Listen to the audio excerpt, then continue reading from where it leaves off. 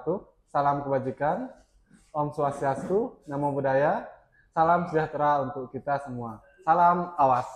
Selamat datang di podcast Bawaslu Kabupaten Lombok Utara. Bersama saya kali ini, Denny Firmansyah, selaku host di acara kali ini. Pada kesempatan kali ini, kita akan membahas tentang apa sih itu tugas dan fungsi Bawaslu di masa non-tahapan saat ini. Masa yang sering dianggap tenang, padahal penuh aktivitas untuk menjaga demokrasi, sehingga pemilu selanjutnya berjalan dengan luber jurdil. Bersama saya hari ini hadir Pak Ria Sukandi. Selamat pagi Pak Ria. Pagi. Beliau ini adalah koordinator pada Divisi Hukum, Pencegahan, Partisipasi Masyarakat, serta Hubungan Masyarakat. Beliau ini adalah orang yang aktif dalam organisasi tentunya. Beliau juga pernah dulu aktif pada media nih Pak ya? Ya, saya dulu pernah berkarir jadi jurnalis, jadi wartawan di Lombok Utara di beberapa media. Ya. Gimana kabarnya hari ini Pak?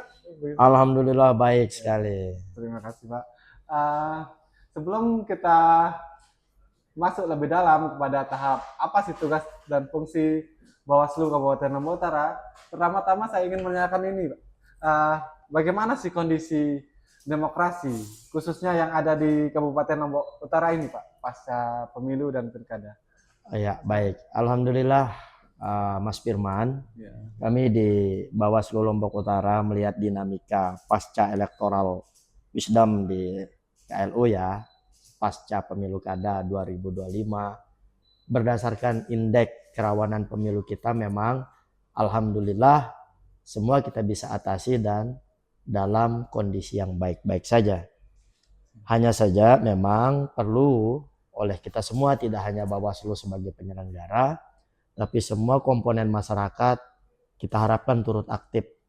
Dia bisa meningkatkan literasi atau pemahaman politik masyarakat. Juga bagaimana masyarakat hari ini kita gugah ya dari perspektif Bawaslu itu untuk turut bisa menjadi pihak atau orang-orang yang memiliki kepentingan yang sama. Misalnya sebagai orang yang berani mencegah suatu potensi pelanggaran, atau bisa juga masyarakat turut andil sebagai pelapor. Luar biasa sekali Pak, walaupun pada masa non-tahapan saat ini Bawaslu tetap melakukan memperkuat pencegahan dan membangun kesadaran masyarakat agar siap menghadapi pemilu pada saat tahapan berikutnya berarti Pak? Iya, Bawaslu di masa-masa non-tahapan ini sedang konsen ya, melakukan pengawasan dan pencegahan terhadap penyalahgunaan data. Tepatnya PPDB, pemutakhiran data pemilih berkelanjutan. Nah, masa non-tahapan ini masa yang krusial bagi penyelenggara, karena kualitas demokrasi atau hasil dari electoral vote itu adalah ketersediaan data yang valid. Tidak adanya penyalahgunaan data, misalnya data pemilih yang anomali hari ini kita kerjakan. Itu kan bagi penyelenggara, intensitas pekerjaan ini harus menjadi sesuatu yang wajib ya, karena PPDB ini juga diatur di dalam beberapa pasal di Undang-Undang 7 2017. Misalnya di pasal 14 dan pasal 20. Lebih spesifik lagi itu diatur di dalam pasal 201, 202, dan 204 ayat 1. Nah, begitu pentingnya pasca non-tahapan ini oleh penyelenggara agar menjamin hak konstitusi warga negara itu tidak dihilangkan. Ya, karena hak itu sudah dijamin. Di Undang-Undang 7 juga, barang siapa yang dengan sengaja melakukan pelanggaran terhadap hilangnya hak seseorang itu bisa terancam pidana. Atau dia menghalang-halangi saja, jangankan menghilangkan, menghalang-halangi saja orang untuk menyalurkan haknya dalam saat pemilihan atau pemungutan suara, itu pidana ujungnya. Berarti dalam hal ini hak masyarakat dalam hal suara sangat penting Pak, apalagi demokrasi yang ada di Indonesia ini sendiri Pak. Ya, Karena apapun itu data penduduk ini kan sebagai daftar pemilih itu harus dipastikan validitasnya oleh KPU ya sebagai penyelenggara. Di Undang-Undang 7 itu di pasal 201 ayat 1 itu pemerintah itu diwajibkan memberikan data penduduk itu kepada Komisi Pemilihan Umum. Yang selanjutnya kemudian diatur oleh Perbawaslu kita itu untuk melakukan pengawasan terhadap setiap proses coklit terbatas yang dilakukan oleh KPU. Itu kan dilakukan oleh KPU itu secara periodik mulai dari triwulan kedua, ketiga, dan hari ini Bawaslu dan KPU sedang memasuki triwulan 4 untuk melakukan pencocokan dan penelitian terhadap data pemilih kita atau data pemutakhiran pemilih berkelanjutan tersebut. Luar biasa sekali Pak. Untuk mengamankan data berarti Bawaslu dan KPU tetap turun walaupun pada masa sekarang ini Pak. Ya. Untuk lebih rincinya sih Pak, saya ingin menanyakan ya, apa saja sih tugas Bawaslu, khususnya Bawaslu Lombok Utara ini Pak, yang ada di masa non-tahapan saat ini, bisa dijelaskan lebih rinci Pak kira-kira? Ya, pertama kami setiap per 3 bulan itu kan melakukan pleno ya dari hasil pengawasan pencocokan dan penelitian terbatas atau disingkat dengan Coktas. Itu per 3 bulan sekali kita pleno dengan KPU, itu menghadirkan multi pihak ya, pihak-pihak yang berkepentingan di dalam data itu. Terakhir kemarin di triwulan ketiga itu dihadiri langsung oleh BPS, dihadiri BPS, Polres, bahkan BPJS untuk sinkronisasi data terhadap data warga kita yang sudah meninggal. Luar biasa. Nah, jadi updating data ini dia tidak hanya berfungsi untuk satu lembaga, tapi dia terkoneksi dengan banyak kepentingan agar juga dimensi-dimensi lain ini bisa interkoneksi, gitu. Ya.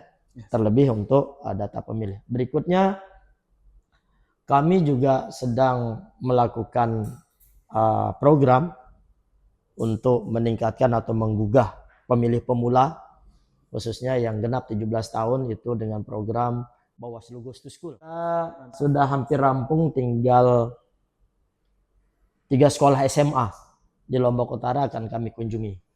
Itu kami datangi setiap hari Senin. Sekolah SMA ini kan satu lembaga pendidikan yang menyediakan calon-calon pemilih pemula yang genap 17 tahun. Jadi di Undang-Undang 7 itu yang menjadi wajib pilih itu adalah warga negara yang sudah kawin atau pernah kawin dan usia 17 tahun. Jadi ini jadi dasar kami untuk melakukan program Bawaslu Goes to School. Berikutnya kami juga membuka layanan pengaduan sebagai akses publik kepada masyarakat kita terhadap barangkali ada temuan-temuan data anomali, data ganda di warga-warga itu, nanti warga bisa lapor itu ke posko pengaduan berbasis online. Bisa juga langsung datang ke Bawaslu sebagai bentuk partisipasi masyarakat terhadap pentingnya demokrasi ini yang sustainable. Begitu Pak Firman. Jadi meskipun pemilu belum dimulai nih Pak, tugas pengawasan tetap berjalan untuk memastikan tidak ada pelanggaran dini. Betul. Yang dilakukan berarti Pak. Betul. Saya ingin bertanya sedikit lebih dalam Pak tentang pemuktahiran data ini Pak. Berarti setiap 3 bulan dilakukan acara pleno berarti Pak. Ya, bersama. Di dalam pleno itu kira-kira apa saja yang dibahas? Boleh kita tahu Pak sebagai masyarakat?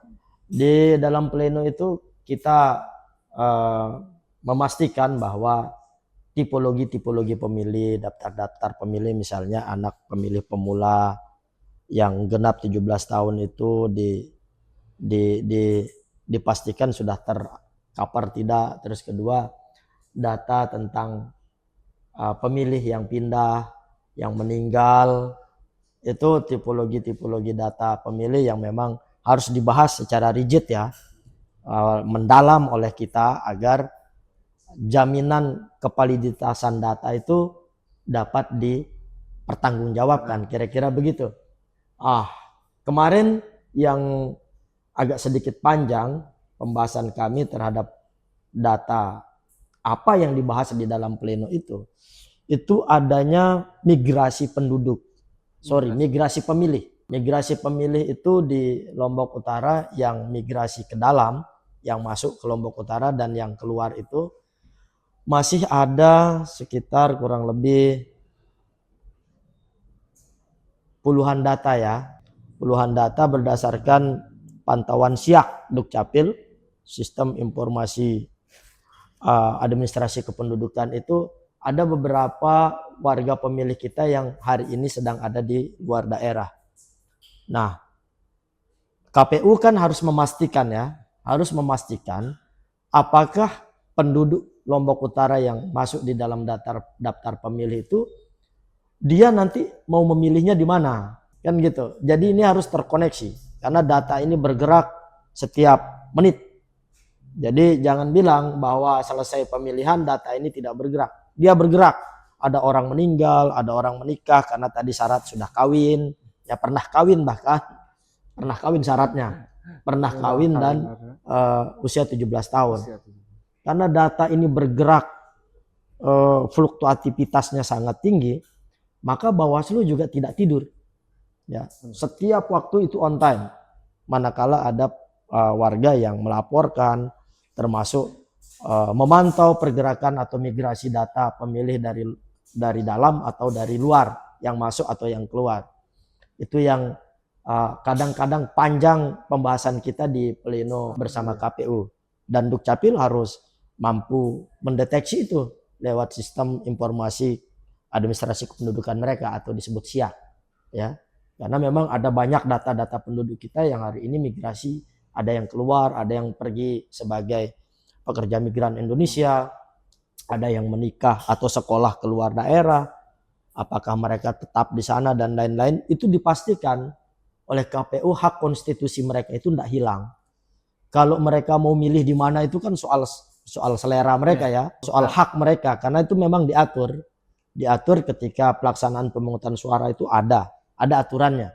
Kalau dalam masa kerja atau sedang bertugas itu kan min 1 minggu 7 hari itu dia harus melaporkan dirinya ya. Saya melebar kemana-mana karena memang harus tuntas saya sampaikan bahwa pemeliharaan data atau pemutakhiran data itu tidak hanya pada selesai di tingkat pleno, tapi memastikan bahwa suara ini tetap terjamin keberadaannya dan terjamin hak konstitusinya gitu.